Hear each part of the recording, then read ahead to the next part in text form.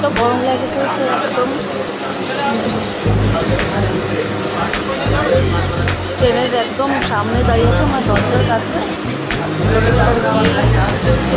দুটো ট্রেন আমরা মিস করে দিয়েছি, এত ভিড় আর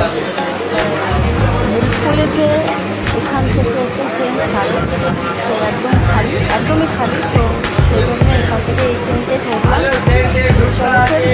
কথা হচ্ছে আর ভীষণই আমার গরমে একদম নাজারও হয়ে গেছে, মুখ থেকে অবস্থা ভেঙে সার হয়ে গেছে।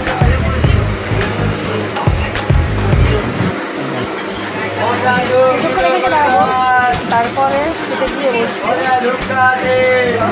আর ট্রেনটা খালি আছে মোটামুটি, দেখো খালি আছে। এখান থেকেই আর কি ট্রেনটা ছাড়বে, তো চলো গিয়ে দেখা হচ্ছে।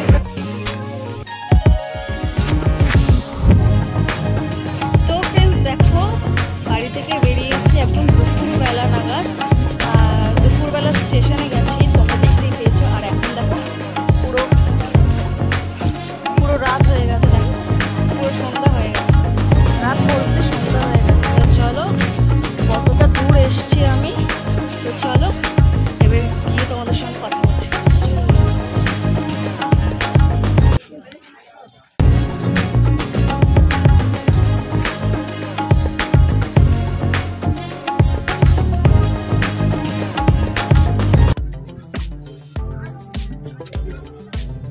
গরমে একদম অবস্থা খারাপ হয়ে গেছে আমাদের। তো একদম সন্ধ্যাবেলা, তো ভীষণ টায়ার্ড হয়ে গেছে। তো দেখা যাক আর কতটা দূর, কারণ কি ফার্স্ট টাইম যাচ্ছি অনেক বছর আগে, মানে 9 বছর আগে গেছিলাম সেখানে। 9 বছর পর যাচ্ছি আবার, বুঝতে পারছো না কতটা লং ডিস্টেন্স। তো 9 বছর আগে গেছিলাম, এবার 9 বছর পর যাচ্ছি, অনেকটা সময়। তো চলো এবার দেখে নাও একটা স্টেশন, এখানে ভীষণ ভিড়। তো চলো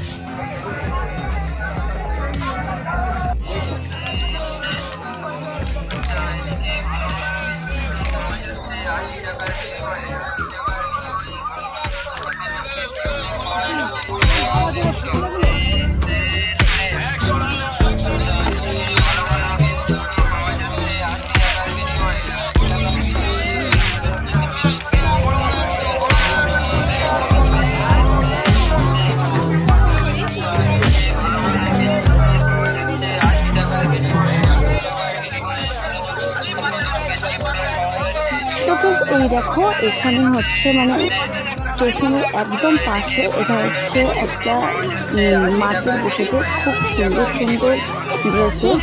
আর শুধুমাত্র ড্রেস বলে না, সব কিছু অল এখানে পাওয়া যাচ্ছে, খুব সুন্দর লাগছে দেখতে।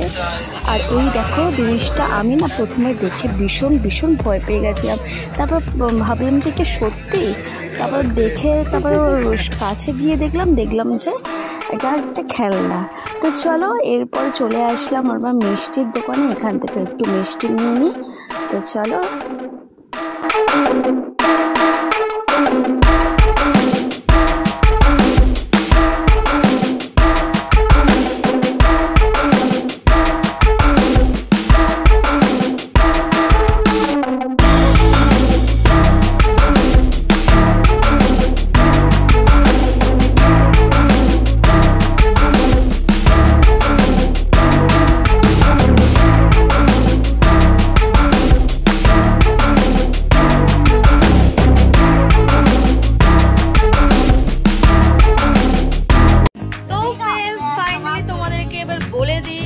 আমি চলে এসেছি আমার ছোট মাসির বাড়ি। হ্যাঁ, আমার ছোট মাসির বাড়ি, কিন্তু এই 9 বছর পর এসেছি। এবার 9 বছর পর কেন জিজ্ঞাসা করো সেটাও বলছি। কেন কি যখন আমি এসেছিলাম তখন আমি খুব ছোট ছিলাম, তখন মাসির বিয়ের সময়, ঠিক আছে। তখন মাসির বিয়ে যখন হয়েছিল, তখন মাসির বিয়ে দেওয়ার সময় মানে মাসি চলে যাওয়ার যে একটা নিয়ম আছে না, যে সাথে করে কেউ যেতে হয়, তো সেই টাইমে আমি এসেছিলাম মাসির সাথে।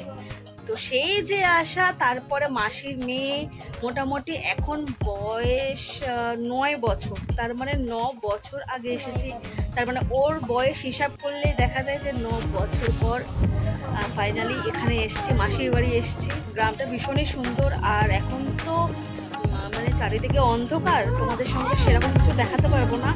তো সকালবেলা হলে আমি সবটা তোমাদের সঙ্গে শেয়ার করবো। তো দেখো বাড়িতে আসতেই মাসি প্লেট ভর্তি মিষ্টি দিল, তো বসে বসে এবার মিষ্টি খাচ্ছি, তো দেখতে থাকো। আর এই দেখো আমার বোন পেছনে, তো আমি মিষ্টি খাচ্ছি, ও বেচারা আমার দিকে তাকিয়ে আছে কিন্তু ও মিষ্টি খেয়েছে, কিন্তু তার সত্ত্বেও আমার মিষ্টি খাওয়া দেখছি, কিভাবে আমি মিষ্টি খাচ্ছি দেখতে পাচ্ছ। শুধু শুধু আমি ক্যামেরা করছি যে মিষ্টি খাচ্ছি, সেটাই আসলে ও দেখতে চাইছে, কি করি আমি, দেখো তোমরা।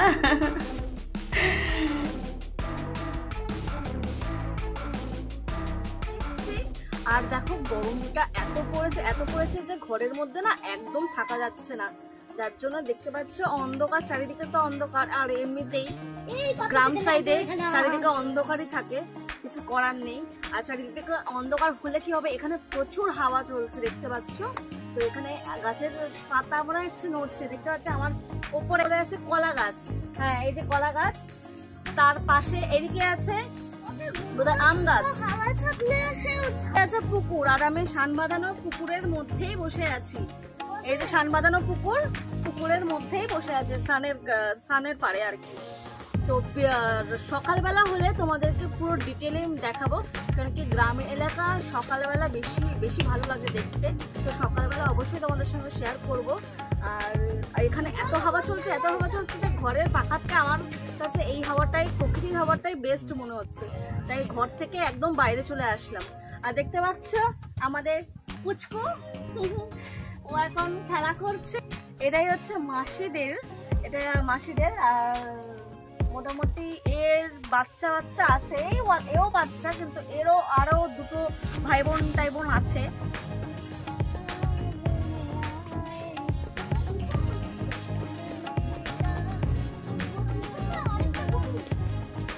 রাতে কালে একে খাবো মে আয়ে और गली का बहाना ओटा सारा सुने ने देख प्यार होए रात कली एक ख्वाबों में आए और गले कहाँ गई रात के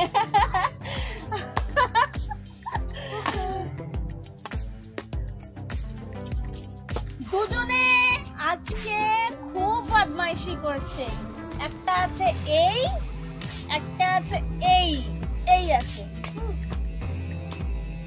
কিন্তু দুজনে খুব শান্ত।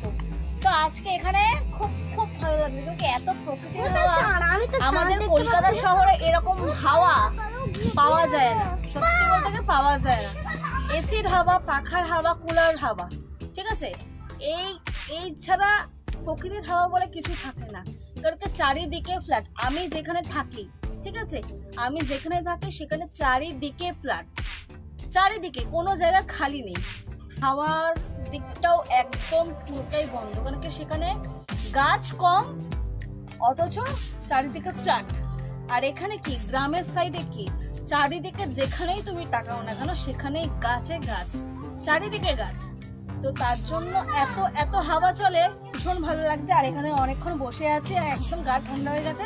তো বাড়ি থেকে এসেছিলাম, এসে বাড়িতে এখানে পৌঁছানোর পরে আমি আর চেঞ্জ করিনি, কারণ কি এখানেই বসে পড়েছি আর এখানে বসে এবার এনজয় করছি। কেন কি এখানে এত হাওয়া, আমাদের ওখানে তো মোটামুটি এত হাওয়া পাওয়া যায় না, সবসময় পাখার তলায়, সবসময় কুলারের তলায় থাকতে হয়।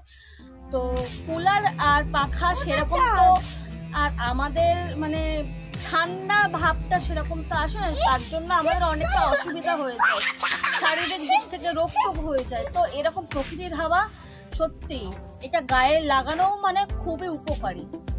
তো চলো তোমরা অবশ্যই কমেন্টে জানিও যে এরকম প্রকৃতির হাওয়া ভালো নাকি পাখা, কুলার বা এসি এই হাওয়াগুলো ভালো। তো এইটা যেরকম উপকারী ওইটা যেরকম অপকারী, মানে শরীরের জন্য ক্ষতিকারক। তো চলো ফ্রেন্ডস, ভীষণই ভালো লাগছে। তো চলো ফ্রেন্ডস, আমরা এনজয় করছি।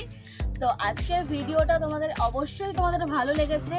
আর নেক্সট ব্লগে আবারও দেখা হচ্ছে, ঠিক আছে? তো নেক্সট ব্লগের জন্য তোমরা ওয়েট করো, আর একটু একটু করে সবটাই তোমাদের সঙ্গে ক্লিয়ারলি শেয়ার করবো। তো চলো ফ্রেন্ডস, টাটা। আমরা একটু প্রকৃতির হাওয়া অনুভব করি আর এনজয় করি।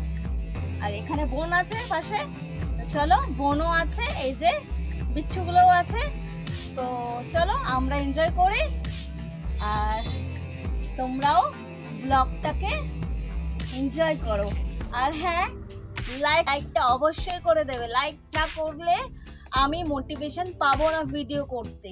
তো অবশ্যই আমাকে মোটিভেশন করো, তোমরা বেশি বেশি করে লাইক করো অ্যান্ড বেশি বেশি করে শেয়ার করো, সবার কাছে শেয়ার করো, ঠিক আছে? তোমাদের ফ্রেন্ডস, তোমাদের ফ্যামিলি, সবার কাছে এই ভিডিওটা পৌঁছে দাও, ঠিক আছে?